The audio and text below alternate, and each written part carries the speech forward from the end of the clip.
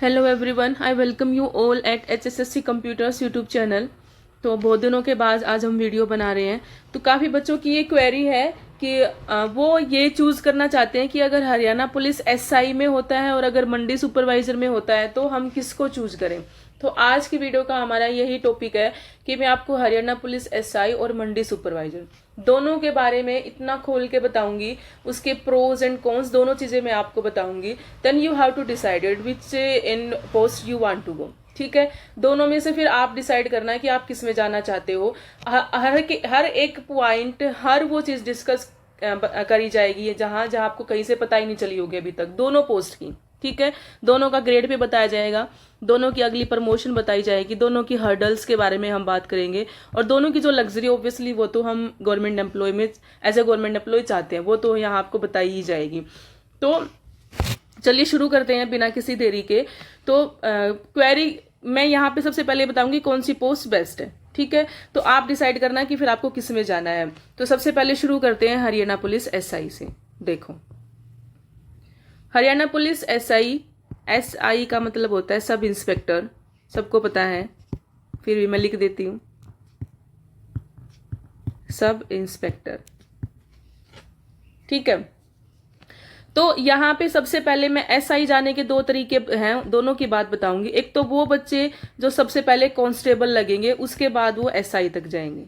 First जो कौन से हैं जो कांस्टेबल लगेंगे, देन प्रमोशन से कहाँ जाएंगे SI, और मैं उनकी बात भी यहाँ पे करूंगी जो डायरेक्ट SI लगेंगे, फिर वो कहाँ तक जाएंगे। तो SI पोस्ट की दोनों तरीके से बात करेंगे हम। तो जैसे कि आपको पता है CET के थ्रू बच्चे क्या लगेंगे, सबसे पहले यहाँ पे कांस्टेबल। तो सबसे पहले बात करते हैं कांस्टेबल की। अभी इस वाले CET के थ्रू कांस्टेबल लगे। ठीक है, कांस्टेबल होता है सिपाही। फिर 5 साल के बाद आप एलिजिबल हो जाएंगे, आप बनेंगे नहीं, आप एलिजिबल हो जाएंगे किसके लिए, हेड कांस्टेबल के लिए। 5 इयर्स के बाद, 5 इयर्स के बाद आप एलिजिबल होंगे तो आपको बनने में 6 या 7 साल 8 साल कितने भी लग सकते हैं। तो जैसे कि मैं मान लू आपको ज्यादा से ज्यादा आपको 7 इयर्स लग गए, 7 इयर्स में आप क्या बन गए, हेड कांस्टेबल बन गए। फिर उसके 5 इयर्स के बाद, उसके फिर 5 साल के बाद, जस्ट अ सेकेंड, फिर उसके 5 इयर्स के बाद आप बन गए ASI। ठीक है, assistant of SI, sub inspector के असिस्टेंट। ठीक है, फिर आप ASI बन गए तो गवर्नमेंट पॉलिसी के हिसाब से अगर आपकी सर्विस ठीक ठाक है, टाइमली प्रमोशन हुआ, तो आपको 12 से 15 साल लग जाएंगे कहाँ तक जाने में, आपको ASI बनने में। अभी तो ASI की बात है। ठीक है, 12 से 15 साल आपको क्या हो गया, ASI बनने में लगे। तो इसके 5 साल बाद आप SI बनेंगे, 5 इयर्स के बाद आप क्या बनेंगे, SI बनेंगे। ठीक है, इसके अगले 5 साल के बाद आप क्या बने हो, SI बने हो। तो इसका मतलब SI बनने में आपको 25 साल लग गए, हेड कांस्टेबल से SI बनने में कितने ईयर्स लग गए, टोटल आपको 25 ईयर लग गए। अगर आपकी जॉब सही से चली, और पुलिस की जॉब सबसे पहले बात तो सही से चलना एक बहुत बड़ा डिफिकल्ट टास्क होता है, क्योंकि कुछ भी गलत होता है। ज्यादातर आपने न्यूज में देखा ही होगा, मतलब ये हम सब देखते ही हैं जनरली कि न्यूज में क्या आता है, जैसे ही कुछ गलत हुआ तो न्यूज की हेडलाइन क्या होती है, हेड कांस्टेबल सहित SI हुए, SHO हुए सस्पेंड। ठीक है, ऐसे ही सुनते हैं ना हम, हेड कांस्टेबल से सस्पेंड हुए SHO। तो ये क्या होता है ना, डायरेक्ट इन्हीं की जवाबदेही होती है जनता के लिए, तो डायरेक्ट एक्शन सबसे पहले इन्हीं पे ही होता है। तो यानी अब आप देखो, यहां से आप हेड कांस्टेबल बनना शुरू हुए, हेड कांस्टेबल बने आप, सॉरी कांस्टेबल बने, कांस्टेबल के फिर 5 साल के या इसके बाद आप हेड कांस्टेबल के लिए एलिजिबल हो जाओगे। तो बनने में मान लो आपको 7 इयर्स, आपका सीनियरिटी के हिसाब से 7 साल में आप हेड कांस्टेबल बन गए। उसके 5 साल बाद आप बनेंगे ASI। ठीक है, फिर यानी ASI बनने तक ही आपके 12 से 15 साल निकल चुके हैं सर्विस के आपके। फिर उस सर्विस के अगले 5 इयर्स के बाद आप बनेंगे SI, यानी SI बनते बनते आपको कितने साल लग गए, 25 साल लग गए। ठीक है, ये सारी बातें आप इसको नेगेटिव भी समझ सकते हो, इसको पॉजिटिव भी समझ सकते हो, इसलिए मैं पूरा खोल के बता रही हूँ, जैसा आपका मन का आप उसको वैसा समझ लीजिए। ये आप कांस्टेबल से बने। अब मैं उनकी बात करूंगी जो डायरेक्ट SI बनेंगे इस भर्ती में। ठीक है, अब हम बात करते हैं डायरेक्ट SI की। अब इसमें देखो, इसमें क्या होगा, तो यानी आप SI बने डायरेक्ट, तो आप दूसरे वाले बच्चों से सबसे पहले तो 25 साल आगे हो गए, ऑटोमेटिकली आप 25 साल आगे हो गए अगर जो कांस्टेबल से यहाँ पे आएंगे और आप डायरेक्ट SI बनेंगे। तो जिस दिन आपकी ज्वाइनिंग होगी उस दिन से आप डिपार्टमेंट में सभी एएसआई पोस्ट तक के एम्प्लॉय से सीनियर हो जाओगे। ठीक है, जितने भी उस डिपार्टमेंट के एएसआई तक एम्प्लॉय हैं आप सबसे क्या हो जाओगे, सीनियर। तो एसआई को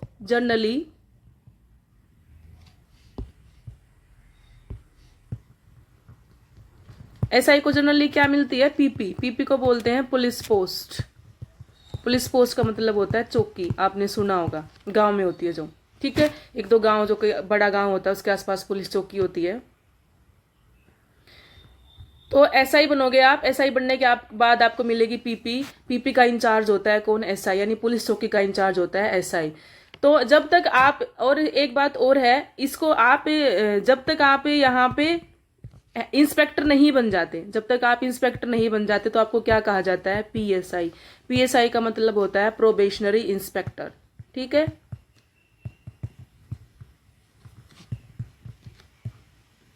प्रोबेशनरी सब इंस्पेक्टर। अब ये प्रोबेशनरी सब इंस्पेक्टर का मतलब ये नहीं है कि आप ऐसा कह दो कि जैसे बाकी गवर्नमेंट जॉब में होता है कि प्रोबेशन 2 साल का होता है, 2 साल के बाद आपके आगे से प्रोबेशन हट जाता है। ये इसका मतलब वो नहीं है। इसका मतलब ही एसआई की बजाय पीएसआई होता है, यानी प्रोबेशनरी सब इंस्पेक्टर। और वो जब तक प्रोबेशनरी सब इंस्पेक्टर रहते हैं जब तक आप इंस्पेक्टर नहीं बन जाते। यानी आपकी पोस्ट क्या होती है, यहाँ पे आपकी पोस्ट होती है पीएसआई की। ठीक है, प्रोबेशनरी सब इंस्पेक्टर। और ये कब तक रहेगा, जब तक आप क्या नहीं बन जाओगे, जब तक आप इंस्पेक्टर नहीं बन जाएंगे। इसका मतलब ये मत समझना कि 2 साल के अंदर आपकी प्रोबेशन खत्म, नहीं। ठीक, इंस्पेक्टर। ठीक है, इंस्पेक्टर से फिर अगला प्रमोशन आपका होगा एसएचओ का।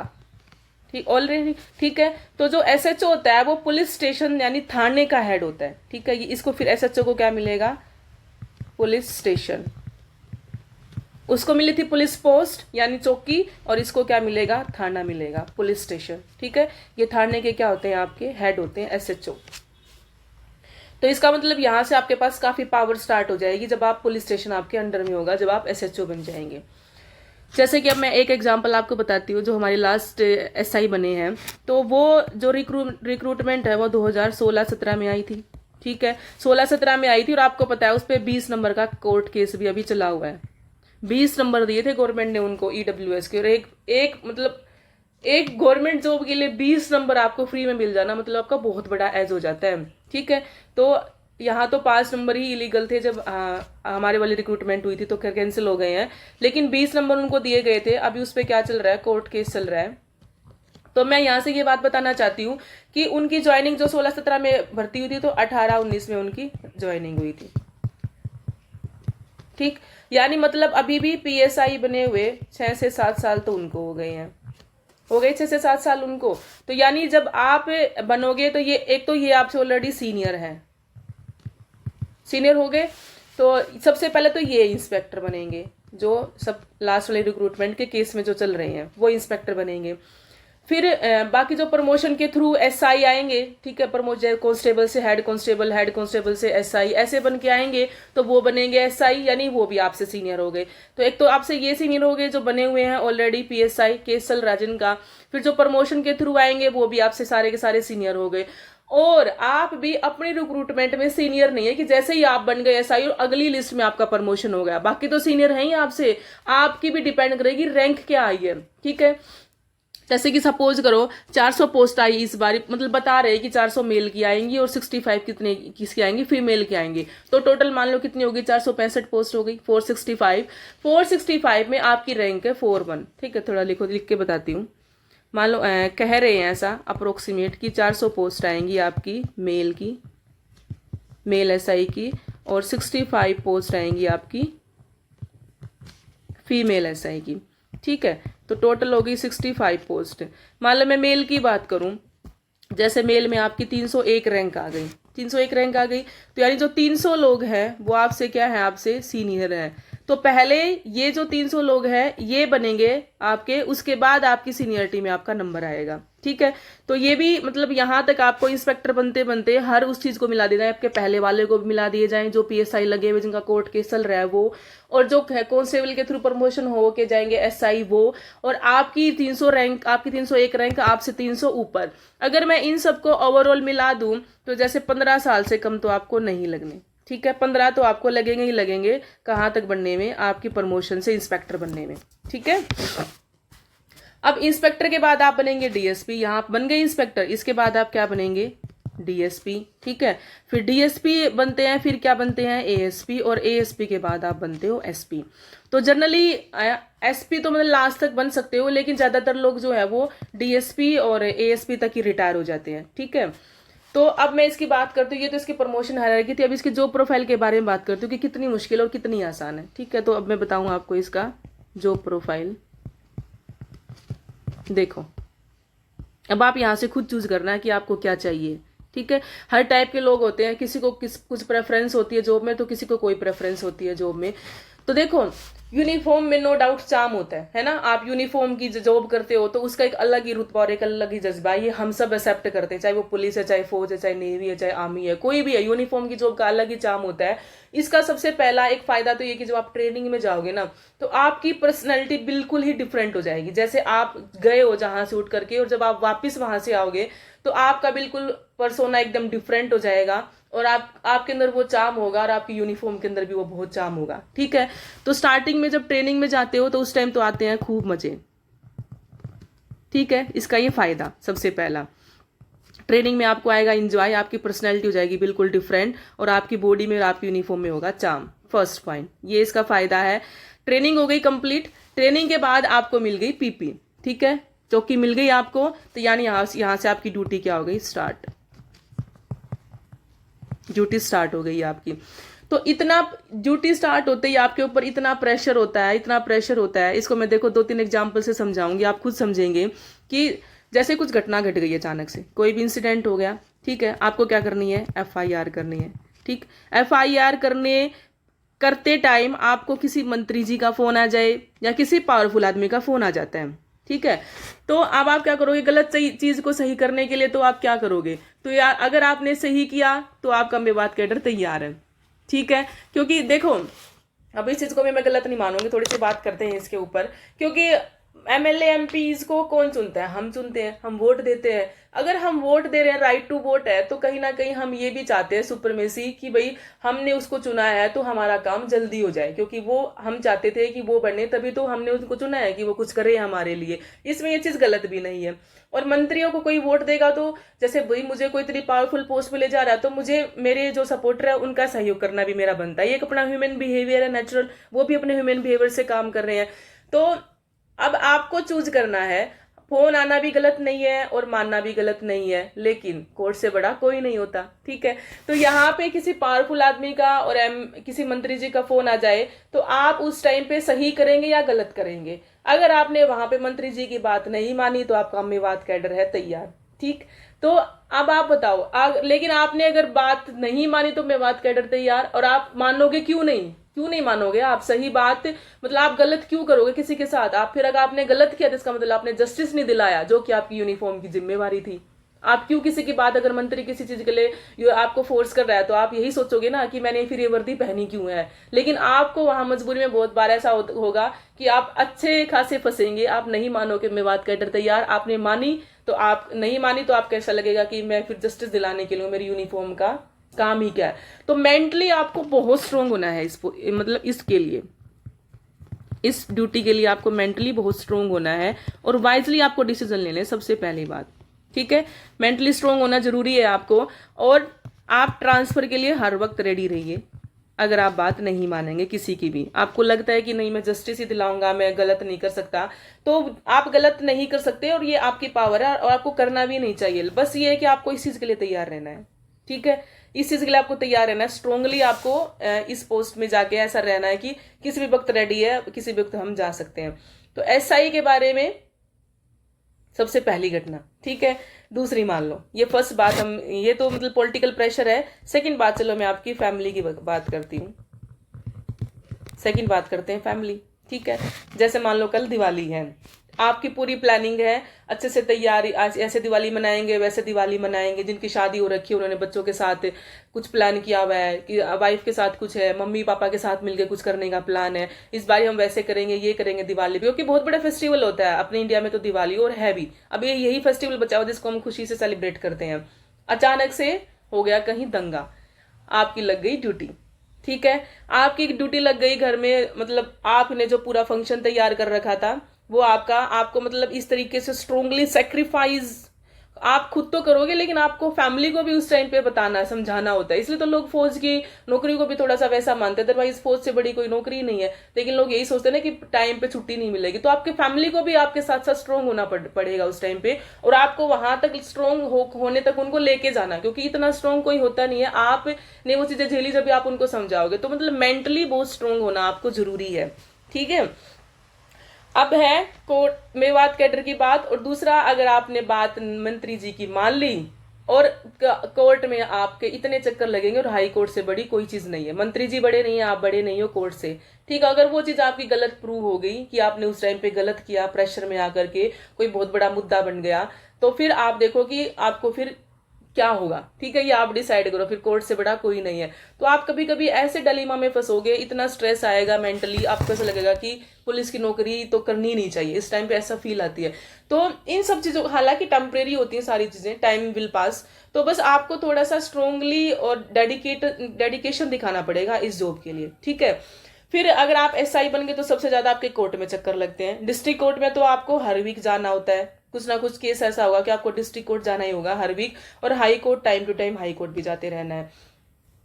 तो कुछ भी गलत करोगे तो आपको कोर्ट में फंसने के पूरे चांस रहेंगे। ठीक है, अब मैं उनकी बात कर देती हूँ कि किसको जाना चाहिए। देखो, जिसकी एज कम है और शादी अभी डिले है, तो आप सबको डेफिनेटली जाना चाहिए, क्योंकि आप लास्ट तक एएसपी बनेंगे। और आप ये समझ रहे हो कितनी पावरफुल पोस्ट होती है ये एएसपी। ठीक है, तो मैं उनको तो यही कहूंगी, आपकी एज कम है, अभी आपकी मैरिज नहीं हुई है और आप चाहते नहीं हो मैरिज की तरफ जाना, तो definitely you must go for SI.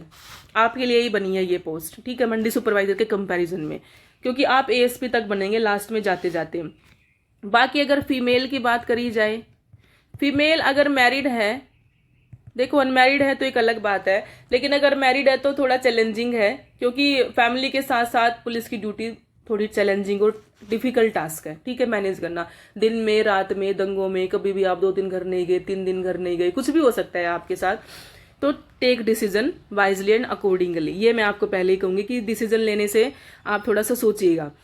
अब वीडियो थोड़ी लंबी हो रही है, मैं सोची छोटे में ही कवर कर दूंगी, लेकिन थोड़ी लंबी हो गई है, बातें हो गई है। तो देखो, अब मैं आपको इनकी सैलरी के बारे में बताती हूँ। तो जो बेसिक है,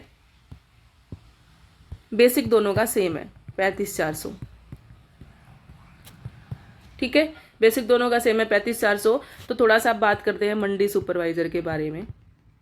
हालांकि मुझे लगता है कि वीडियो और बनानी पड़ेगी इसके ऊपर, बस थोड़ा सा नटशेल में बता देती हूँ। मंडी सुपरवाइजर की भी क्या है, बेसिक 35,400, उसकी भी बेसिक 35,400। बस मैं ये कहूंगी कि मंडी सुपरवाइजर थोड़ा सा एसआई के कंपैरिजन में अच्छी है और बहुत रिलैक्सिंग पोस्ट है। ठीक है, अब वही मैं आपको शुरू में करी थी कि अब आपको डिसाइड करना है कि आपको किस में जाना है। देखो, और नो डाउट अगर ये 35,400 की जॉब है तो रेस्पॉन्सिबिलिटी तो आपके ऊपर इसमें भी है, रेस्पॉन्सिबिलिटी। लेकिन ऐसा नहीं कि कहीं कुछ और बड़ी घटना होगी, दंगा हो गया, कुछ और हो गया, तो आपको अचानक से घर छोड़ के जाना, छुट्टी मतलब छुट्टी। ठीक है, बहुत रेयरस्ट ऐसा होगा कि मंथ में 1 दिन आ गया या 2 मंथ में 1-2 दिन ऐसे आ गए कि जब आपको बहुत काम और स्ट्रेस होगा, इधर उधर होगा। लेकिन ये रिलैक्सिंग है, मतलब छुट्टी मतलब छुट्टी, आप फैमिली के साथ इसमें इंजॉय कर सकते हो। ठीक है, तो इसलिए डिसाइड आप करना है। अब जैसे सबका अपना पर्सनल प्रोस्पेक्टस होता है। अब कोई मुझसे पूछे ना कि तुम किस में जाओगे, जैसे मेरा अपना पर्सनल प्रोस्पेक्टस क्या है कि मुझे पावर अच्छी लगती है, फिर उसमें काम कितना ही हो, दिन में कितना ही हो, रात हो, धक्के हो, कुछ हो, लेकिन अगर मेरे से कोई पूछे तो मुझे पावर अच्छी लगती है, मेरा ऐसा मानना है। लेकिन अगर मैं ऐसे अपनी फैमिली मेंबर में किसी से पूछती हूँ, मेरे फैमिली मेंबर में वो ऐसे कहते हैं कि, जैसे मैंने किसी से पूछा तो उन्होंने कहा कि हमें आराम की नौकरी पसंद है, चाहे पैसे भी कम क्यों ना हो, लेकिन इसमें तो पैसे भी बराबर है, दोनों में पैसे बराबर मिल रहे हैं। तो ऐसे अपना खुद का प्रोस्पेक्टस है, इसलिए ये चीज मैंने आपके ऊपर छोड़ी है कि आप डिसाइड करो कि आपको क्या अच्छा लगता है, क्योंकि अपनी लाइफ के सबके अपने प्रोस्पेक्टस होते हैं कि उनको क्या पसंद है।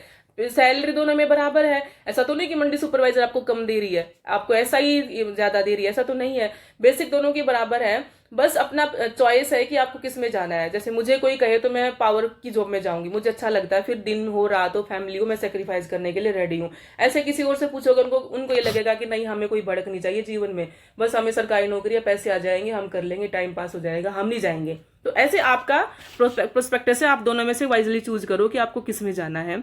ठीक है, थोड़ी बहुत देखो रिस्पॉन्सिबिलिटी दोनों में है, क्योंकि दोनों ही पोस्ट अच्छी है, तो ऐसा नहीं है कि आपको मंडी सुपरवाइजर में बिल्कुल खुला छोड़ दिया जाएगा।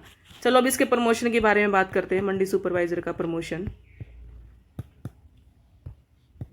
ये प्रमोशन मैंने कंफर्म किया है, तब मैं आपको बता रही हूँ। किसी वीडियो में मैंने देखा था कि कोई अकाउंटेंट बता रहा था और थोड़ी सी बहुत साल बाद आई है तो अच्छे से नॉलेज नहीं थी, लेकिन अब मैंने कंफर्म करके आपको बताया है कि जो मंडी सुपरवाइजर का नेक्स्ट प्रमोशन होता है वो होता है assistant secretary in marketing committee. ठीक है, ये होता है इसका फर्स्ट प्रमोशंस। फिर उसके बाद अगर आप असिस्टेंट सेक्रेटरी बनते हो, दैट मीन्स आपके अंडर में काफी सारे लोग आ जाएंगे। जैसे कि आपके अंडर में सबसे पहले तो जितने भी मंडी सुपरवाइजर हैं वो आ जाएंगे। ठीक, उसके बाद जितने भी आपके ऑफिस में ग्रुप सी पोस्ट के, ग्रुप डी पोस्ट के एम्प्लॉय हैं वो सारे आपके अंडर में आ जाएंगे यहाँ से असिस्टेंट सेक्रेटरी बनने के बाद। और यहाँ इसको बनने में लगभग आपको 10 साल लगेंगे। ठीक है, अप्रोक्सीमेट कितने लगेंगे आपको, 10 से 15 भी लग सकते हैं, क्योंकि पहला प्रमोशन है। फिर उसके बाद इसका नेक्स्ट प्रमोशन होता है असिस्टेंट सेक्रेटरी के बाद सेक्रेटरी इन मार्केटिंग कमेटी। ठीक है, नेक्स्ट प्रमोशन इसका ये होता है। मैक्सिमम आप सेक्रेटरी ही रिटायर हो जाओगे, इसको भी प्रमोशन बनने में लगते हैं 10 साल, यहां तक भी आने में। तो जो ये सेक्रेटरी होती है ये तो होती है डिस्ट्रिक्ट लेवल पे, ठीक है, और ये होती है सब डिवीजन लेवल पे। ठीक है, तो अब मुझे लगता है कि इसमें कुछ बचा नहीं है और ज़्यादा बताने के लिए। फिर भी आपको डाउट हो तो, कुछ और इशू हो तो टेलीग्राम चैनल आप ज्वाइन कर लेना। टेलीग्राम चैनल में डिस्कशन ग्रुप है, मैं सबके वहाँ पे रिप्लाई करती हूँ। कोई एक सिंगल बच्चा ऐसा नहीं जिसका मैंने आज तक रिप्लाई ना किया हो। टाइम लग जाता, टाइम भी नहीं लगता, हालांकि मैं शाम को सबके रिप्लाई कर देती हूँ। कमेंट में पूछ लेना आप टेलीग्राम नहीं ज्वाइन करना हो तो मैं कमेंट में भी रिप्लाई कर दूंगी आपके। और टेलीग्राम चैनल का जो लिंक है वो ये है, ऑल तो डिस्क्रिप्शन में मिल जाएगा आपको, फिर भी मैं लिख दूं t.me/HSSC कंप्यूटर्स। इस ग्रुप के अंदर से जाकर के आप चैट का लिंक मिल जाएगा डिस्कशन का, तो HSSC कंप्यूटर चैट वाला आप ज्वाइन कर लेना और फिर वहां से आप डायरेक्ट मुझसे बात कर सकते हो। तो फिर चलिए मिलते हैं नेक्स्ट वीडियो में। आज आपको एक कंप्यूटर या साइंस में से एक वीडियो दे दूंगी मैं आपको। और मेंस वाले बच्चों के लिए मैं वीडियो अभी इसलिए नहीं ला रही हूँ, मैंने पहले ही बताया, बार बार बताया, मैं सारे सब्जेक्ट बहुत अच्छे से कराऊंगी मेरे खुद के एक्सपीरियंस के से। लेकिन बस मैं थोड़ा सा वेट कर रही हूँ कि या तो रिजल्ट आ जाए या फिर सबका थोड़ा जुनून आ जाए पढ़ने का, मैं तभी करवाऊंगी।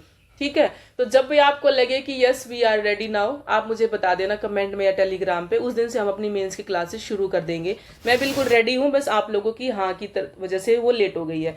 तो डू सब्सक्राइब चैनल अगर आप मेंस की तैयारी कर रहे हो, करना चाहते हो और आप चाहते हो कि अच्छी गाइडेंस के साथ तैयारी हो, तो मैं आपको सारी की सारी क्लासेस प्रोवाइड करवाऊंगी अच्छी फैकल्टी के साथ, और मैं खुद भी पढ़ाऊंगी। ठीक है, तो चलिए मिलते हैं फिर नेक्स्ट वीडियो में। Till then thank you so much.